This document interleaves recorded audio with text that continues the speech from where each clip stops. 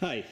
So over the weekend I was off-roading with some friends in my Land Rover club, actually up in Big Bear.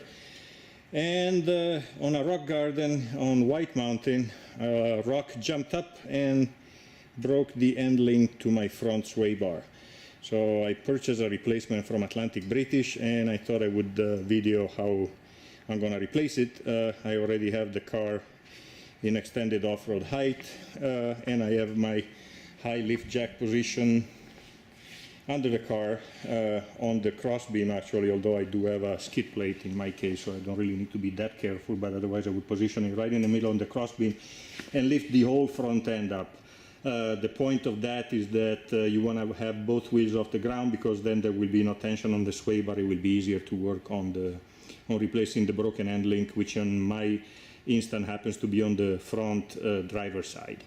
Okay, and then of course I got my jack stands at the ready. As soon as the car is off the floor, the front end is off the floor, I'm going to put my jack stands, because obviously don't ever attempt to work under the car or near the car if the car is not somehow secured by jack stands when you jack it up. That's what I'm going to do. I also installed my wheel chokes in the back. These come with the car behind each of the wheels. You should see them over there, just for extra safety so the car doesn't go anywhere. So I'm going to loosen the nut of the wheel that I'm going to have to remove to replace the end link, and finish lifting the car up, put the jack stands in place, and then we'll take a look at it.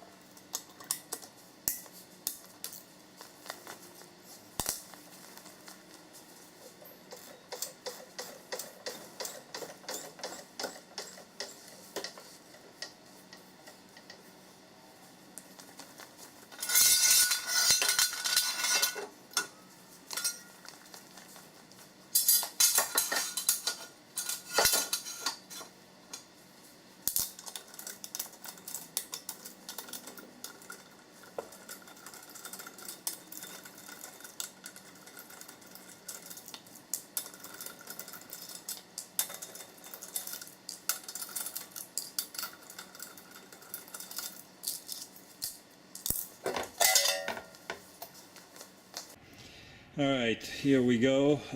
Here's the broken end link right here. This is normally a straight piece that goes down from the upper control arm here all the way down to the end of the sway bar, which is right back here, if you can see it. Okay, it's snapped right here, and it's now shaped like an L, like loser. Okay, so we're gonna remove this bit over here, remove this bit over here attached to the sway bar, and install the new end link, and hopefully it won't be too hard to remove those nuts at the top and the bottom, because you know they're in pretty tight, and of course these are the original ones, so there's quite a bit of dirt around it. Let's take a look at it.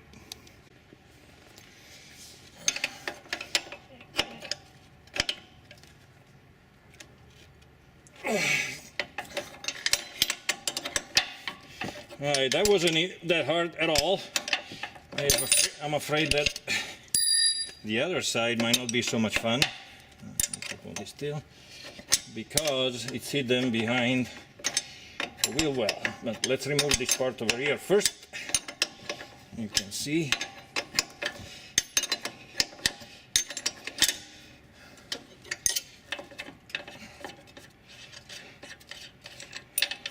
Alright. Here comes the top part, right here. And now let's remove whatever is attached to the sway bar on the bottom. Alright, it seems to be awfully hard to remove. I'm gonna try to loosen it with a little socket, 19 millimeter. See if I can just get it to just budge a little bit, and then I can unscrew it. There you go. Okay, I think we got it now. Unscrew it with the two wrenches I was using earlier. Try now, and one goes here, and one goes here, and there you go. Yeah, we got it now.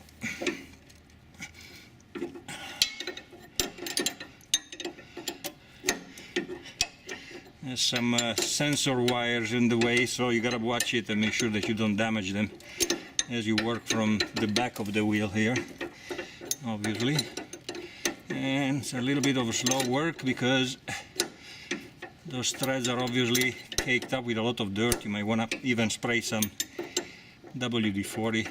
Alright, for the last few threads over there, the nut is still not coming loose by hand, so I'm gonna have to put a pair of vice grip over here and kind of hold the thread from spinning on this side, because I can no longer put both wrenches on the other side because the larger nut is on top of the...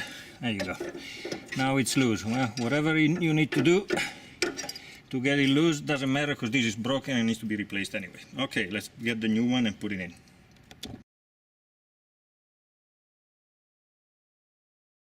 This is the new end link I purchased from Atlantic British. It comes with the nuts. This is the part that snapped in my car, of course, and as you can see, it's just a piece of metal. Actually, I ordered what I thought was an original part. Atlantic British, like they do often, don't tell you they send you aftermarkets, but they do. So I got this Moog end link, which is fine, and it's a quality part anyway. It's not OEM, but you know, it's just a stick of metal. So the nuts are the same size. Let's put it on.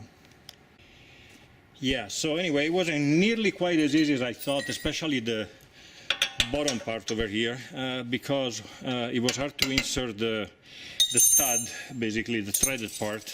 I'm gonna show you the part from the broken one, in there, while keeping the top of the stick here of the end link aligned with this hole over here. So I ended up lowering the jack, the floor jack, and installing it under the lower control arm to raise and lower the suspension a little bit until I could get the two holes, basically the sway bar and the hole on top of the upper control arm, to line up properly. Also, obviously there is a knuckle or an elbow or a joint or whatever you want to call it in each side of the end link, but anyway, I was able to do it. It was also kind of hard to tighten the bottom part. The manual says you need to tighten these bolts over here, these nuts over here, at 85 pound-feet of torque.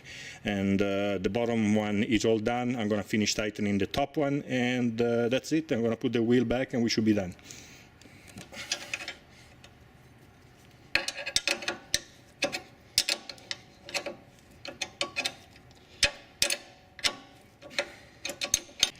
Alright, here's my torque wrench, calibrated 85 pound-feet.